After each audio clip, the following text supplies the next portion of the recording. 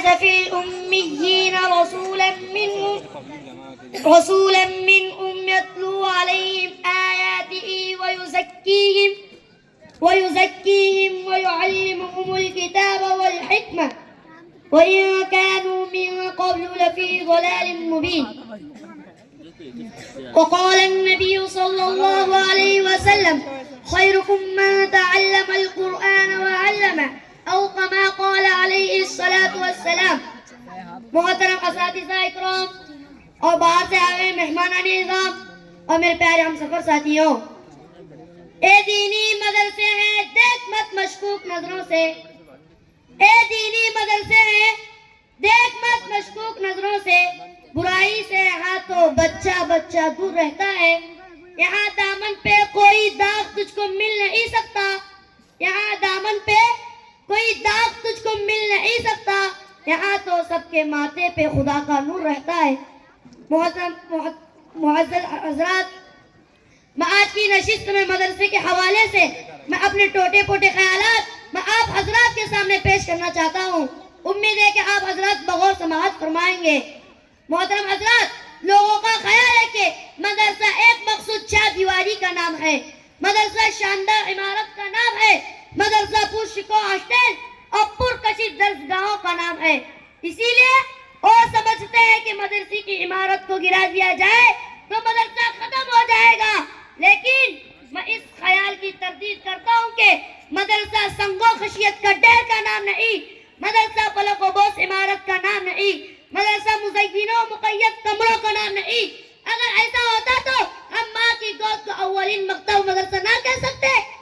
جہاں بچہ شعور کی آنکھیں کھولتا ہے اور زندگی کے ابتدائی آداب سیکھتا ہے. اگر ایسا ہوتا تو ہم دیوبند میں واقع انار کے درخت کو سایہ کو مدرسہ نہ کہہ سکتے،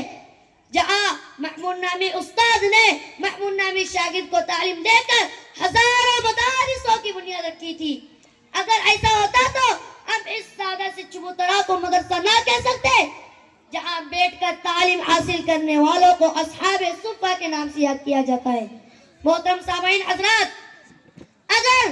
ان چیزوں کا نام مدرسہ نہیں تو پھر مدرسے کا نام ہے کس چیز کا؟ تو چلیے میں بتاتا ہوں مدرسہ ہے کیا.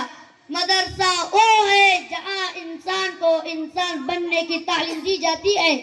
جہاں انسان کو زندگی گزارنے کا ڈھنگ سکھایا جاتا ہے، جہاں علم کی شمع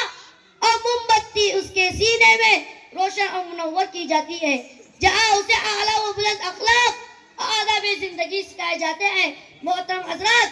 اگر یہ مقاصد ماں کی گود میں حاصل ہو تو مدرسہ ہے، مسجد کے حجرے میں حاصل ہو تو مدرسہ ہے، خس و خاشاک سے بنے ہوئے جھوپڑے میں حاصل ہو تو مدرسہ ہے. اگر یہ مقاصد ان شاندار عمارتوں میں حاصل نہ ہو تو مدرسہ نہیں، صرف دھوکہ ہے، فریب ہے، تصنع اور ریاکاری اور دکھاوا ہے اور جھوٹ کی نمائش اور تزئین ہے. سامعین حضرات، حقیقت کو سمجھے، آنکھوں کو کھول دیجئے، کانوں کو کھڑا کر دیجئے کہ جس طرح اب ہماری عمارتیں بلند و بالا ہیں، مدرسے کی زمینیں واسع و عریض ہیں، تمام آسائش و آرام کی چیزیں مہیا و دستیاب ہیں، لیکن میرے دوستوں، جب تک تعلیم و تعلم کا صحیح جذبہ پیدا نہیں ہوگا، جب تک ہمارے سوچ کا رخ تبدیل نہیں ہوگا، یہ ضعیف ٹاٹ پاٹ کسی کام نہیں آئے گا. جب دل میں علم کی طلب ہوتی ہے، جب فکر و سوچ کا قبلہ صحیح ہوتا ہے، جب استاد اور شاگرد کا رشتہ صحیح نہج پر استوار ہوتا ہے، جب طالب علم اپنے آپ کو طالب علم سمجھتا ہے، تو پھر ظاہری شان و شوکت ہونے کے باوجود مدرسہ بنتا ہے، علم کا نور پھیلتا ہے، زمانہ انگڑائیاں لیتا ہے، ہواؤں کا رخ بدلتا ہے، انقلاب کی فضا سازگار ہوتی ہے، افکار سے اعمال کی تبدیلی آتی ہے. ایسے انسان پیدا ہوتے ہیں جن کی مثال لانے سے زمانہ قاصر رہ جاتا ہے. سبق پھر پڑھ صداقت کا، عدالت کا، شجاعت کا، سبق پھر پڑھ صداقت کا، عدالت کا، شجاعت کا، لیا جائے گا تجھ سے کام دنیا کی امامت کا. محترم حضرات، اپنے عظیم نبی کی اس بے مثال درسگاہ کو یاد کیجئے جس کی کوئی ظاہری شہرت نہیں تھا، لیکن اس درسگاہ کی تعلیم یافتہ مقدس جماعت پر ارزالے تو آپ ان کی علمی و عملی کمالات دیکھ کر دنگ رہ جائیں گے کہ ایک طرف ابو بکر صدیق، عمر فاروق، عثمان بن عفان، علی المرتضیٰ ہے جو دنیا کے جہانباز اور ملکوں کے فرمانروات ہیں، جنہوں نے مشرق سے لے کر مغرب تک، افریقہ سے لے کر انڈیا تک ایسی کامیاب حکومت کی جو بڑے حکمراں کی ریاست کو منسوخ کر دیتی ہے۔ تو دوسری طرف خالد بن ولید، سعد بن ابی وقاص جیسے سپہ سالار ہیں جنہوں نے مشرق و مغرب کے ظالم سلطنت کے تختے الٹ دیے۔ عبداللہ بن جبیر اور اپنے ابی سرح ہیں جنہوں نے افریقہ کا میدان جیت لیا۔ تیسری طرف بازار بن صابان، خالد بن سعید، ابو یزید بن سفیان وغیرہ 20 صحابہ ہیں جنہوں نے صوبوں اور شہروں کی کامیاب حکومت کی۔ چوتھی طرف علماء اور فقہاء کی سب ہے جنہوں نے اسلام کے فقہی قانون کی بنیاد ڈالی اور دنیا کے عظیم قائدین شمار ہوئے۔ ان میں عمر بن خطاب، علی بن ابی طالب، عبداللہ بن عباس، عبداللہ بن مسعود اور حضرت عائشہ رضی اللہ عنہ وغیرہ ہے۔ پانچوں سب احکام و مسائل کی روایوں کی ہے جن میں ابو ہریرہ، ابو موسیٰ اشعری، انس بن مالک، عبادہ بن ثابت نام جیسے سینکڑوں صحابہ ہیں۔